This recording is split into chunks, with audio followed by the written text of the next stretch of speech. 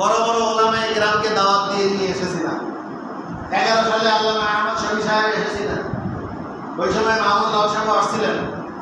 12 সালে আল্লামা আহমদ শফি সাহেব আসছিলেন, জুনায়েদ বাবুনগরী সাহেব আসছিলেন, মাহমুদ হক সাহেব ওই বছর আসছিলেন।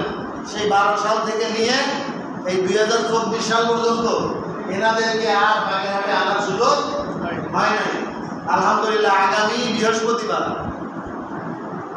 আমাদের এই যে জেলা পরিষদ অডিটোরিয়ামে আল্লামা মামুনুল হক সাহেব আসতেছে। তারা নির্যাতন ভোগ করছেন, কি হয়েছে না হয়েছে এখন আর বলতেছি না। আপনারা সেদিন যাবেন, মামুনুল হক সাহেবের বয়ান শুনে বুঝবেন যে আমাদের আসলে সামনে কি করা উচিত। আমি যেভাবে বুঝাইলাম, আমি আশা করি আমার চেয়ে আরো সুন্দরভাবে, আরো ভালোভাবে আপনাদেরকে উনি বুঝাইতে সক্ষম হবে।